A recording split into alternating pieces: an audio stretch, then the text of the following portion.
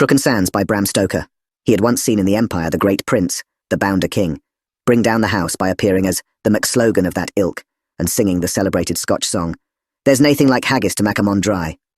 And he had ever since preserved in his mind a faithful image of the picturesque and warlike appearance which he presented. Indeed, if the true inwardness of Mr. Markham's mind on the subject of his selection of Aberdeenshire as a summer resort were known, it would be found that in the foreground of the holiday locality which his fancy painted, stalked the many-hued figure of the McSlogan of that ilk. However, be this as it may, a very kind fortune, certainly so far as external beauty was concerned, led him to the choice of Crooken Bay.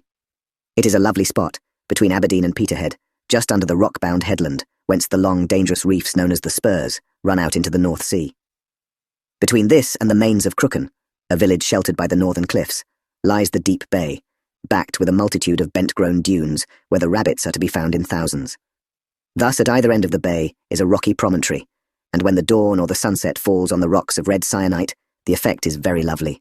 The bay itself is floored with level sand, and the tide runs far out, leaving a smooth waste of hard sand on which are dotted here and there the stake nets and bag nets of the salmon fishers. At one end of the bay, there is a little group or cluster of rocks whose heads are raised something above high water, except when in rough weather the waves come over them green. At low tide they are exposed down to sand level, and here is perhaps the only little bit of dangerous sand on this part of the eastern coast. Between the rocks, which are apart about some 50 feet, is a small quicksand, which, like the Goodwins, is dangerous only with the incoming tide. It extends outwards till it is lost in the sea, and inwards till it fades away in the hard sand of the upper beach.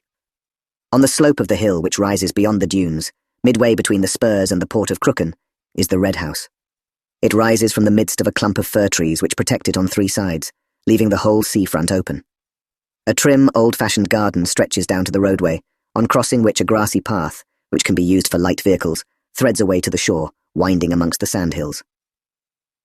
When the Markham family arrived at the Red House after their 36 hours of pitching on the Aberdeen steamer Ban Rye from Blackwall, with the subsequent train to Yellan and Drive of a dozen miles, they all agreed that they had never seen a more delightful spot. The general satisfaction was more marked as at that very time none of the family were, for several reasons, inclined to find favourable anything or any place over the Scottish border. Though the family was a large one, the prosperity of the business allowed them all sorts of personal luxuries, amongst which was a wide latitude in the way of dress. The frequency of the Markham girls' new frocks was a source of envy to their bosom friends and of joy to themselves.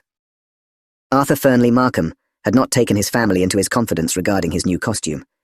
He was not quite certain that he should be free from ridicule, or at least from sarcasm, and as he was sensitive on the subject, he thought it better to be actually in the suitable environment before he allowed the full splendour to burst upon them. He had taken some pains to ensure the completeness of the Highland costume. For the purpose, he had paid many visits to the Scotch all-wool tartan clothing mart, which had been lately established in Copthall Court by the Messrs. McCallum Moore and Roderick MacDhu. He had anxious consultations with the head of the firm, McCallum as he called himself, resenting any such additions as Mr. or Esquire. The known stock of buckles, buttons, straps, brooches and ornaments of all kinds were examined in critical detail, and at last an eagle's feather of sufficiently magnificent proportions was discovered, and the equipment was complete. It was only when he saw the finished costume, with the vivid hues of the tartan seemingly modified into comparative sobriety by the multitude of silver fittings, the cairngorm brooches, the philibeg, dirk and sporran, that he was fully and absolutely satisfied with his choice. At first he had thought of the Royal Stuart dress tartan, but abandoned it on the McCallum, pointing out that if he should happen to be in the neighbourhood of Balmoral, it might lead to complications. The McCallum, who by the way spoke with a remarkable Cockney accent, suggested other plaids in turn. But now that the other question of accuracy had been raised, Mr. Markham foresaw difficulties if he should by chance find himself in the locality of the clan whose colours he had usurped. The McCallum at last undertook to have, at Markham's expense, a special pattern woven which would not be exactly the same as any existing tartan, though partaking of the characteristics of many. It was based on the Royal Stuart, but contained suggestions as to simplicity of pattern from the McAllister and Ogilvy clans, and as to neutrality of colour from the clans of Buchanan, Macbeth, Chief of Mackintosh, and MacLeod. When the specimen had been shown to Markham, he had feared somewhat lest it should strike the eye of his domestic circle as gaudy. But as Roderick MacDhu fell into perfect ecstasies over its beauty, he did not make any objection to the completion of the piece. He thought, and wisely, that if a genuine Scotchman like MacDhu liked it, it must be right, especially as the junior partner was a man very much of his own build and appearance.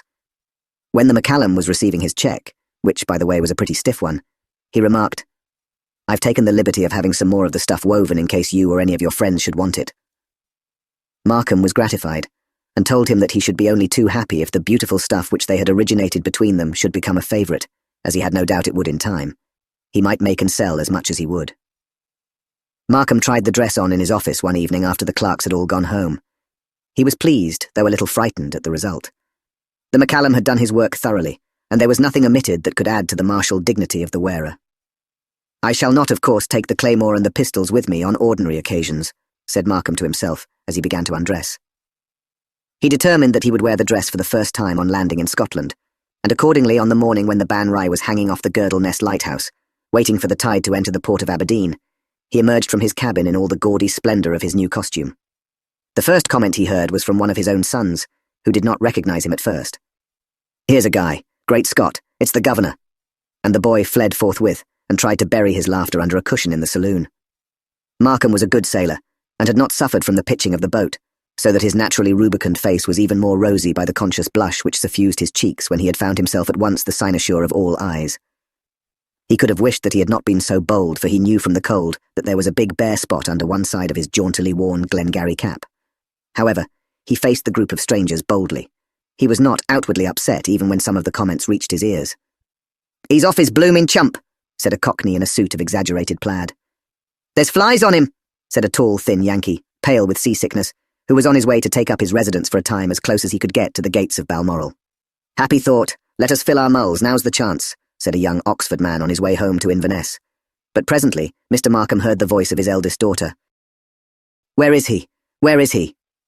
And she came tearing along the deck with her hat blowing behind her. Her face showed signs of agitation, for her mother had just been telling her of her father's condition. But when she saw him, she instantly burst into laughter so violent that it ended in a fit of hysterics. Something of the same kind happened to each of the other children. When they had all had their turn, Mr. Markham went to his cabin and sent his wife's maid to tell each member of the family that he wanted to see them at once. They all made their appearance, suppressing their feelings as well as they could. He said to them very quietly, "My dears, don't I provide you all with ample allowances?" "Yes, father," they all answered gravely. No one could be more generous. "Don't I let you dress as you please?" "Yes, father." This a little sheepishly. "Then, my dears, don't you think it would be nicer and kinder of you not to try and make me feel uncomfortable, even if I do assume a dress which is ridiculous in your eyes, though quite common enough in the country where we are about to sojourn?" There was no answer, except that which appeared in their hanging heads. He was a good father, and they all knew it. He was quite satisfied and went on. "There now, run away and enjoy yourselves. We shan't have another word about it." Then he went on deck again, and stood bravely the fire of ridicule which he recognised around him, though nothing more was said within his hearing. The astonishment and the amusement which his get-up occasioned on the Ban Righ was, however, nothing to that which it created in Aberdeen. The boys and loafers, and women with babies, who waited at the landing shed, followed en masse as the Markham party took their way to the railway station. Even the porters with their old-fashioned knots and their new-fashioned barrows, who await the traveller at the foot of the gangplank, followed in wondering delight. Fortunately, the Peterhead train was just about to start, so that the martyrdom was not unnecessarily prolonged. In the carriage, the glorious Highland costume was unseen, and as there were but few persons at the station at Yellon, all went well there. When, however, the carriage drew near the Mains of Crooken, and the fisher folk had run to their doors to see who it was that was passing, the excitement exceeded all bounds. The children with one impulse waved their bonnets and ran shouting behind the carriage. The men forsook their nets and their baiting and followed. The women clutched their babies and followed also. The horses were tired after their long journey to Yellon and back, and the hill was steep, so that there was ample time for the crowd to gather and even to pass on ahead. Mrs. Markham and the elder girls would have liked to make some protest, or to do something to relieve their feelings of chagrin at the ridicule which they saw on all faces, but there was a look of fixed determination on the face of the seeming Highlander which awed them a little, and they were silent. It might have been that the eagle's feather, even when arising above the bald head, the cairngorm brooch, even on the fat shoulder, and the claymore, dirk and pistols, even when belted round the extensive paunch and protruding from the stocking on the sturdy calf, fulfilled their existence as symbols of martial and terrifying import. When the party arrived at the gate of the Red House, there awaited them a crowd of Crooken inhabitants, hatless and respectfully silent. The remainder of the population was painfully toiling up the hill. The silence was broken by only one sound, that of a man with a deep voice. "Man, but he's forgotten the pipes!" The servants had arrived some days before, and all things were in readiness. In the glow consequent on a good lunch after a hard journey, all the disagreeables of travel and all the chagrin consequent on the adoption of the obnoxious costume were forgotten.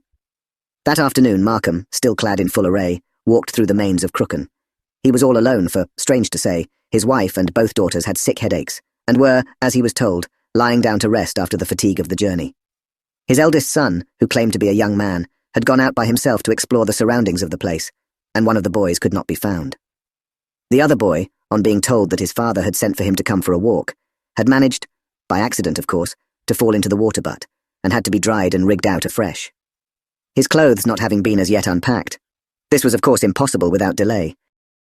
Mr. Markham was not quite satisfied with his walk. He could not meet any of his neighbours. It was not that there were not enough people about, for every house and cottage seemed to be full, but the people when in the open were either in their doorways some distance behind him, or on the roadway a long distance in front. As he passed, he could see the tops of heads and the whites of eyes in the windows or round the corners of doors. The only interview which he had was anything but a pleasant one. This was with an odd sort of old man who was hardly ever heard to speak except to join in the amens in the meeting house. His sole occupation seemed to be to wait at the window of the post office from 8 o'clock in the morning till the arrival of the mail at 1, when he carried the letter bag to a neighbouring baronial castle. The remainder of his day was spent on a seat in a draughty part of the port, where the offal of the fish, the refuse of the bait, and the house rubbish was thrown, and where the ducks were accustomed to hold high revel. When Saft Tammie beheld him coming, he raised his eyes, which were generally fixed on the nothing which lay on the roadway opposite his seat, and seeming dazzled as if by a burst of sunshine, rubbed them and shaded them with his hand. Then he started up, and raised his hand aloft in a denunciatory manner as he spoke. "Vanity of vanities, saith the preacher, all is vanity. Mon, be warned in time. Behold the lilies of the field, they toil not, neither do they spin, yet Solomon in all his glory was not arrayed like one of these. Mon, thy vanity is as the quicksand which swallows up all which comes within its spell. Beware vanity, beware the quicksand which yawneth for thee, and which will swallow thee up. See thyself, learn thine own vanity, meet thyself face to face, and then in that moment thou shalt learn the fatal force of thy vanity. Learn it, know it, and repent ere the quicksand swallow thee." Then without another word, he went back to his seat and sat there immovable and expressionless as before. Markham could not but feel a little upset by this tirade.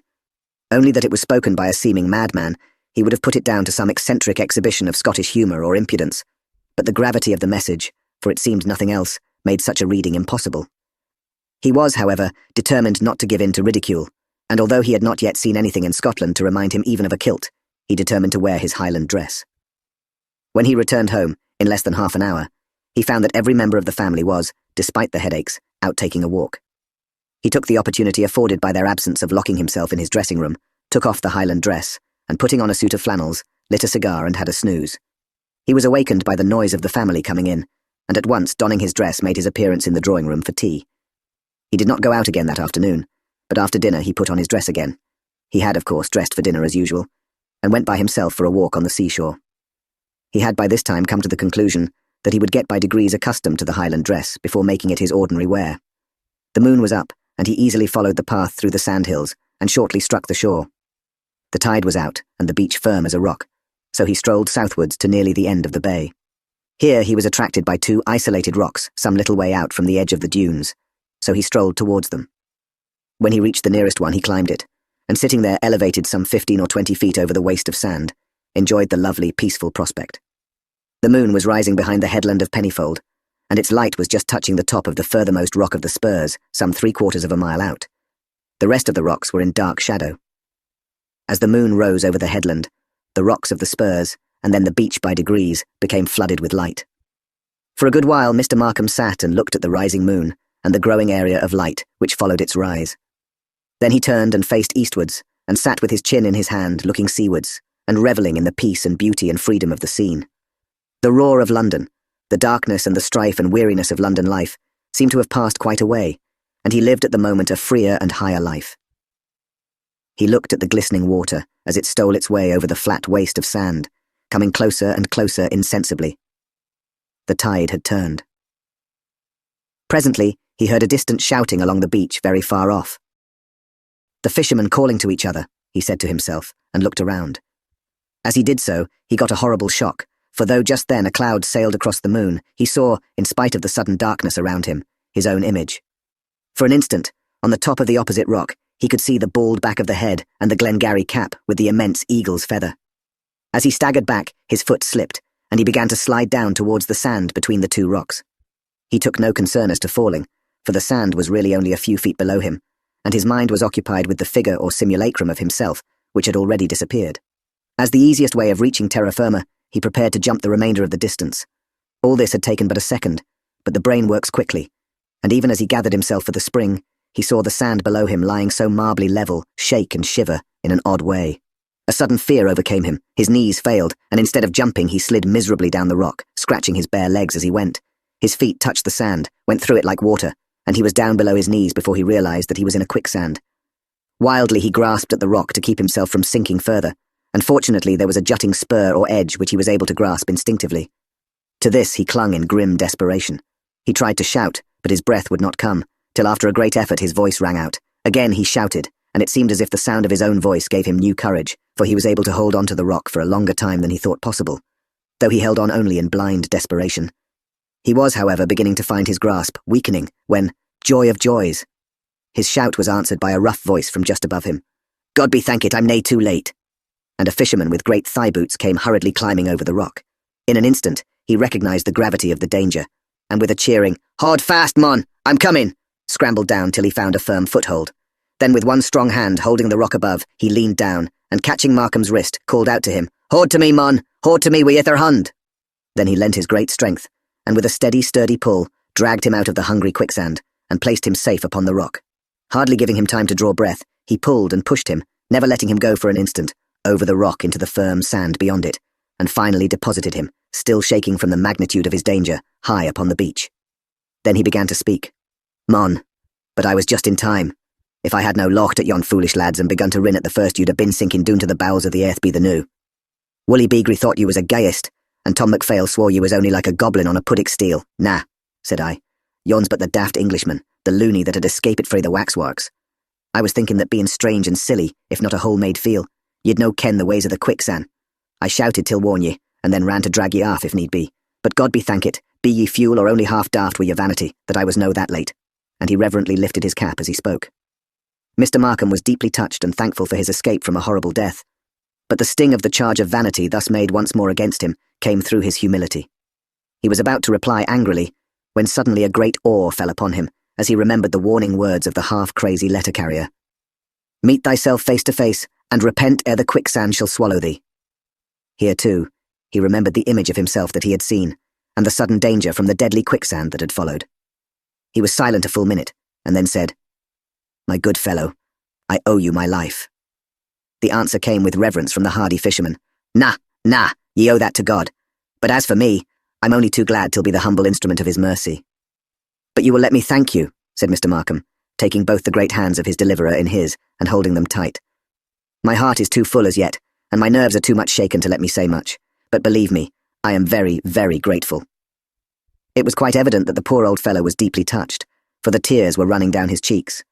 The fisherman said with a rough but true courtesy, "Aye, sir, thank me and you will, if it'll do your poor heart good. And I'm thinking that if it were me I'd be thankful too. But sir, as for me, I need no thanks. I am glad, so I am." That Arthur Fernley Markham was really thankful and grateful was shown practically later on. Within a week's time there sailed into Port Crooken the finest fishing smack that had ever been seen in the harbour of Peterhead. She was fully found with sails and gear of all kinds, and with nets of the best. Her master and men went away by the coach, after having left with the salmon fisher's wife the papers which made her over to him. As Mr. Markham and the salmon fisher walked together along the shore, the former asked his companion not to mention the fact that he had been in such imminent danger, for that it would only distress his dear wife and children.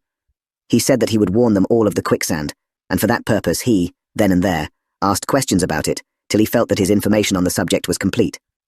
Before they parted, he asked his companion if he had happened to see a second figure, dressed like himself on the other rock, as he had approached to succour him. Nah, came the answer. "There is nae sic another fuel in these parts, nor has there been since the time of Jamie Fleeman, him that was fuel to the Laird o' Woodenny. Why, mon, sic a heathenish dress as ye have on till he has nae been seen in these parts within the memory o' mon. And I'm thinking that sic a dress never was for sitting on the cold rock as ye done beyont. Mon, but do ye no fear the rheumatism or the lumbergy wi' flopping doon onto the cold stains wi' your bare flesh? I was thinking that it was daft ye wore when I see ye the morning doon be the port, but it's fuel or idiot ye maun be for the like o' thot." Mr. Markham did not care to argue the point, and as they were now close to his own home, he asked the salmon fisher to have a glass of whisky, which he did, and they parted for the night. He took good care to warn all his family of the quicksand, telling them that he had himself been in some danger from it. All that night, he never slept. He heard the hours strike one after the other, but try how he would, he could not get to sleep. Over and over again he went through the horrible episode of the quicksand, from the time that Saf Tammy had broken his habitual silence to preach to him of the sin of vanity, and to warn him. The question kept ever arising in his mind. Am I then so vain as to be in the ranks of the foolish? And the answer ever came in the words of the crazy prophet. Vanity of vanities, all is vanity. Meet thyself face to face, and repent ere the quicksand shall swallow thee. Somehow a feeling of doom began to shape itself in his mind that he would yet perish in that same quicksand, for there he had already met himself face to face. In the grey of the morning he dozed off, but it was evident that he continued the subject in his dreams, for he was fully awakened by his wife, who said, "Do sleep quietly. That blessed Highland suit has got on your brain. Don't talk in your sleep if you can help it." He was somehow conscious of a glad feeling, as if some terrible weight had been lifted from him, but he did not know any cause of it. He asked his wife what he had said in his sleep, and she answered, "You said it often enough, goodness knows, for one to remember it. Not face to face. I saw the eagle plume over the bald head. There is hope yet. Not face to face. Go to sleep. Do." And then he did go to sleep, for he seemed to realize that the prophecy of the crazy man had not yet been fulfilled. He had not met himself face to face, as yet at all events. He was awakened early by a maid, who came to tell him that there was a fisherman at the door who wanted to see him. He dressed himself as quickly as he could, for he was not yet expert with the Highland dress, and hurried down, not wishing to keep the salmon fisher waiting. He was surprised, and not altogether pleased to find that his visitor was none other than Saft Tammy, who at once opened fire on him. "I maun gang away to the post, but I thought that I would waste an hour on ye, and caroon just to see if ye were still that foe with vanity as on the nicht game by, and I see that ye've no learned the lesson. Well, the time is coming, sure enough. However, I have all the time of the mornings to my ain sell, so I'll look round just till see how ye gang your ain gate to the quicksand, and then to the dale. I'm aft till ma walk the new." And he went straightway, leaving Mr. Markham considerably vexed, for the maids within earshot were vainly trying to conceal their giggles. He had fairly made up his mind to wear on that day ordinary clothes, but the visit of Saft Tammy reversed his decision. He would show them all that he was not a coward, and he would go on as he had begun, come what might. When he came to breakfast in full martial panoply, the children, one and all, held down their heads and the backs of their necks became very red indeed.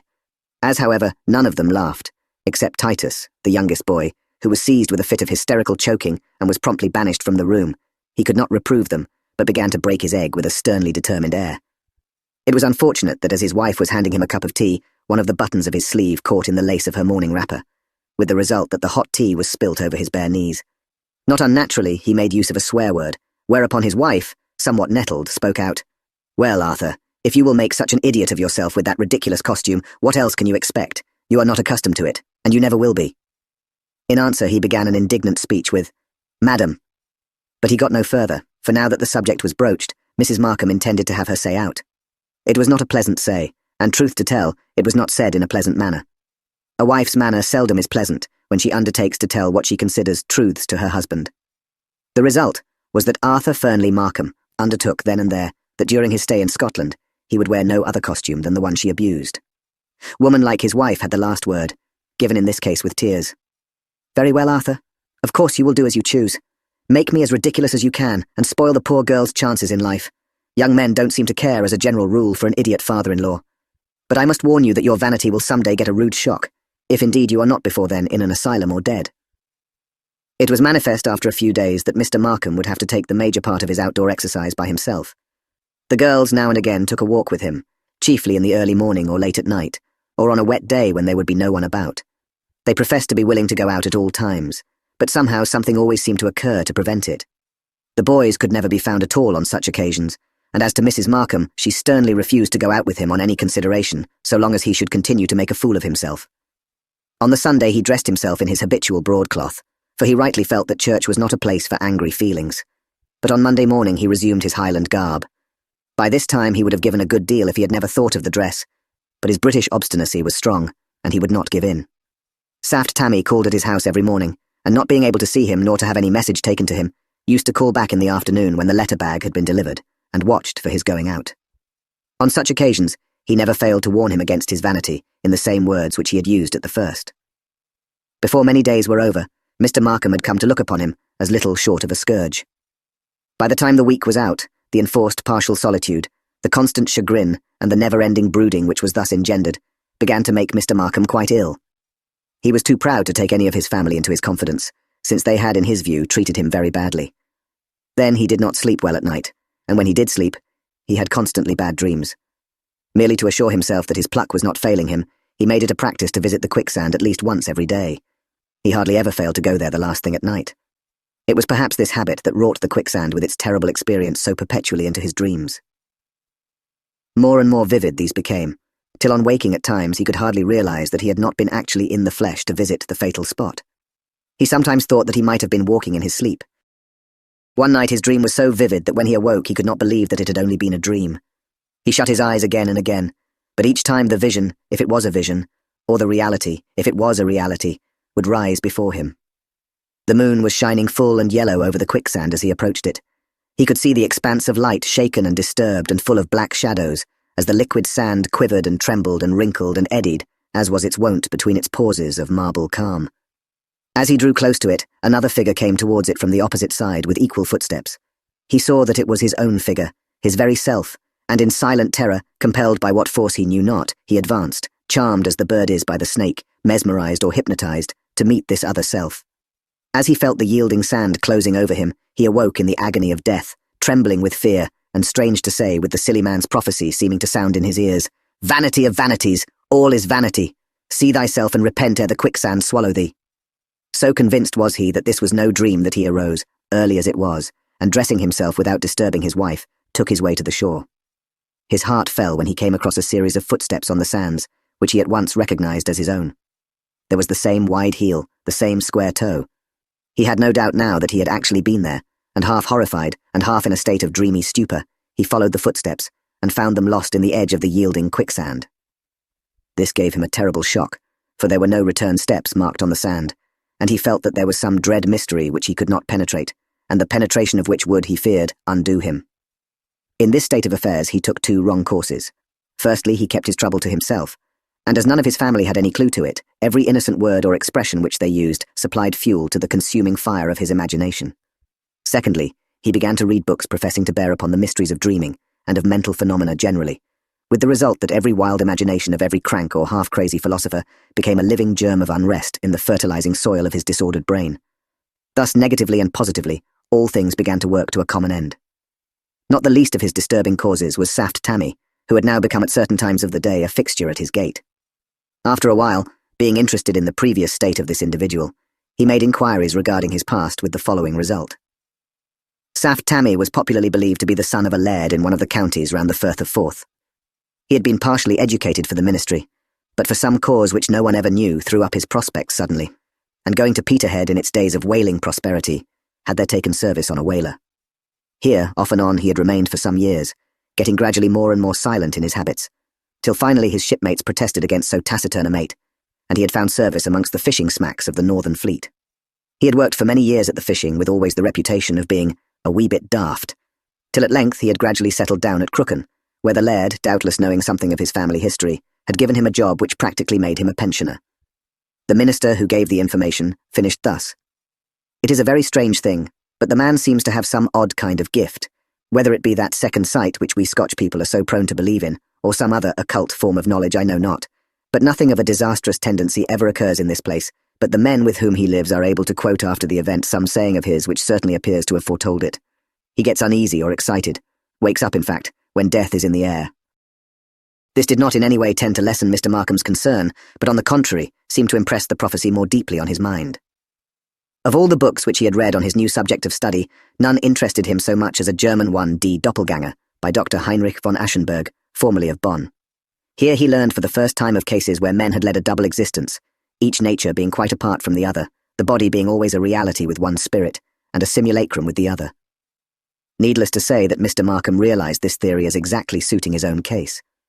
The glimpse which he had of his own back the night of his escape from the quicksand, his own footmarks disappearing into the quicksand with no return steps visible, the prophecy of Saft Tammie about his meeting himself and perishing in the quicksand, all lent aid to the conviction that he was in his own person an instance of the doppelganger. Being then conscious of a double life, he took steps to prove its existence to his own satisfaction. To this end, on one night before going to bed, he wrote his name in chalk on the soles of his shoes. That night, he dreamed of the quicksand, and of his visiting it, dreamed so vividly that on walking in the grey of the dawn, he could not believe that he had not been there. Arising, without disturbing his wife, he sought his shoes. The chalk signatures were undisturbed. He dressed himself and stole out softly. This time the tide was in, so he crossed the dunes and struck the shore on the further side of the quicksand. There, oh horror of horrors, he saw his own footprints dying into the abyss. He went home a desperately sad man. It seemed incredible that he, an elderly commercial man who had passed a long and uneventful life in the pursuit of business in the midst of roaring, practical London, should thus find himself enmeshed in mystery and horror, and that he should discover that he had two existences. He could not speak of his trouble even to his own wife, for well he knew that she would at once require the fullest particulars of that other life, the one which she did not know, and that she would at the start not only imagine but charge him with all manner of infidelities on the head of it. And so his brooding grew deeper and deeper still. One evening, the tide then going out and the moon being at the full, he was sitting waiting for dinner when the maid announced that Saft Tammie was making a disturbance outside because he would not be let in to see him. He was very indignant, but did not like the maid to think that he had any fear on the subject, and so told her to bring him in. Tammie entered, walking more briskly than ever with his head up and a look of vigorous decision in the eyes that were so generally cast down. As soon as he entered, he said, "I've come to see you once again, and there ye sit, still just like a cockatoo on a perch. Weel, mon, I forgie ye, mind ye that, I forgie ye." And without a word more he turned and walked out of the house, leaving the master in speechless indignation. After dinner, he determined to pay another visit to the quicksand. He would not allow even to himself that he was afraid to go. And so, about 9 o'clock, in full array, he marched to the beach, and passing over the sands, sat on the skirt of the nearer rock. The full moon was behind him, and its light lit up the bay so that its fringe of foam, the dark outline of the headland, and the stakes of the salmon nets were all emphasized. In the brilliant yellow glow, the lights in the windows of Port Crooken, and in those of the distant castle of the Laird, trembled like stars through the sky. For a long time he sat and drank in the beauty of the scene, and his soul seemed to feel a peace that it had not known for many days. All the pettiness and annoyance and silly fears of the past weeks seemed blotted out, and a new holy calm took the vacant place. In this sweet and solemn mood, he reviewed his late action calmly, and felt ashamed of himself for his vanity and for the obstinacy which had followed it. And then and there he made up his mind that the present would be the last time he would wear the costume which had estranged him from those whom he loved, and which had caused him so many hours and days of chagrin, vexation, and pain. But almost as soon as he arrived at this conclusion, another voice seemed to speak within him, and mockingly to ask him if he should ever get the chance to wear the suit again, that it was too late. He had chosen his course, and must now abide the issue. "It is not too late," came the quick answer of his better self, and full of the thought, he rose up to go home and divest himself of the now hateful costume right away. He paused for one look at the beautiful scene. The light lay pale and mellow, softening every outline of rock and tree and housetop, and deepening the shadows into velvety black, and lighting, as with a pale flame, the incoming tide that now crept fringe-like across the flat waste of sand. Then he left the rock and stepped out for the shore. But as he did so, a frightful spasm of horror shook him, and for an instant, the blood rushing to his head shut out all the light of the full moon. Once more he saw that fatal image of himself moving beyond the quicksand from the opposite rock to the shore. The shock was all the greater for the contrast with the spell of peace which he had just enjoyed, and almost paralyzed in every sense, he stood and watched the fatal vision and the wrinkly, crawling quicksand that seemed to writhe and yearn for something that lay between. There could be no mistake this time, for though the moon behind threw the face into shadow, he could see there the same shaven cheeks as his own, and the small, stubby moustache of a few weeks' growth. The light shone on the brilliant tartan and on the eagle's plume. Even the bald space at one side of the Glengarry cap glistened, as did the cairngorm brooch on the shoulder and the tops of the silver buttons. As he looked, he felt his feet slightly sinking, for he was still near the edge of the belt of quicksand, and he stepped back. As he did so, the other figure stepped forward, so that the space between them was preserved. So the two stood facing each other, as though in some weird fascination, and in the rushing of the blood through his brain, Markham seemed to hear the words of the prophecy. "See thyself face to face and repent ere the quicksand swallow thee." He did stand face to face with himself. He had repented, and now he was sinking in the quicksand. The warning and prophecy were coming true. Above him the seagulls screamed, circling round the fringe of the incoming tide, and the sound being entirely mortal recalled him to himself. On the instant, he stepped back a few quick steps, for as yet only his feet were merged in the soft sand.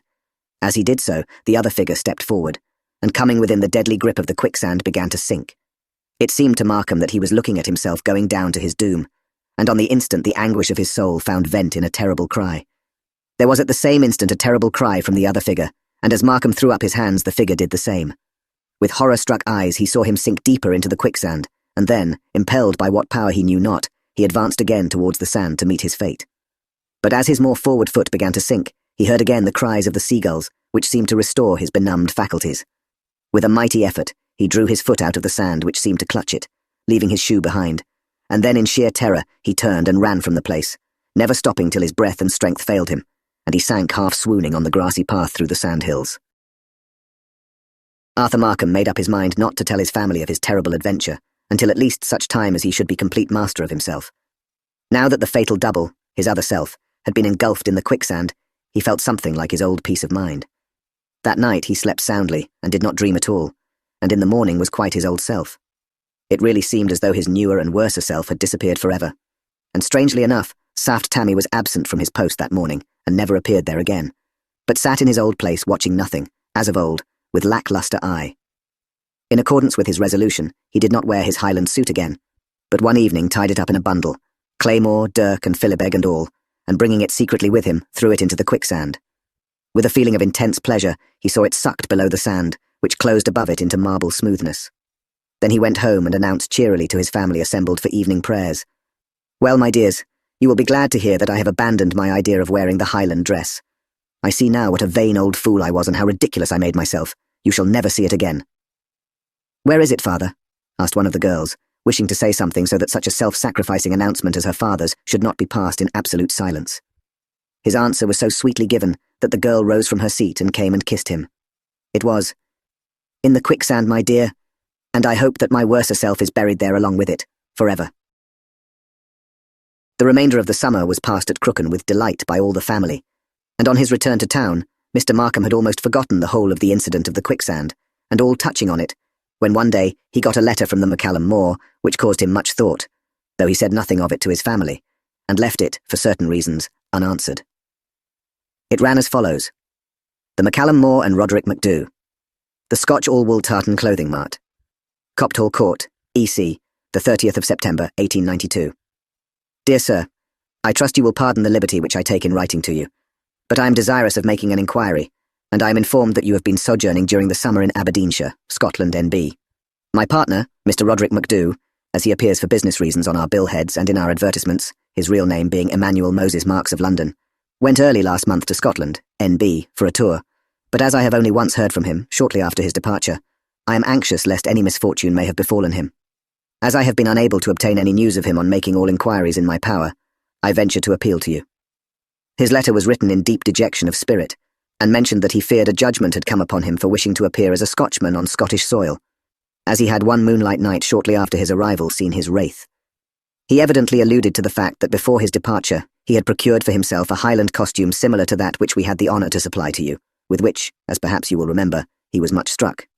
He may, however, never have worn it, as he was, to my own knowledge, diffident about putting it on, and even went so far as to tell me that he would at first only venture to wear it late at night or very early in the morning, and then only in remote places, until such time as he should get accustomed to it. Unfortunately, he did not advise me of his route, so that I am in complete ignorance of his whereabouts, and I venture to ask if you may have seen or heard of a Highland costume similar to your own, having been seen anywhere in the neighbourhood in which I am told you have recently purchased the estate which you temporarily occupied. I shall not expect an answer to this letter, unless you can give me some information regarding my friend and partner, so pray do not trouble to reply unless there be cause. I am encouraged to think that he may have been in your neighbourhood as, though his letter is not dated, the envelope is marked with the postmark of Yellon, which I find is in Aberdeenshire, and not far from the mains of Crooken. I have the honour to be, dear sir, yours very respectfully, Joshua Sheeny Cohen Benjamin, the McCallum Moor. Thank you for listening.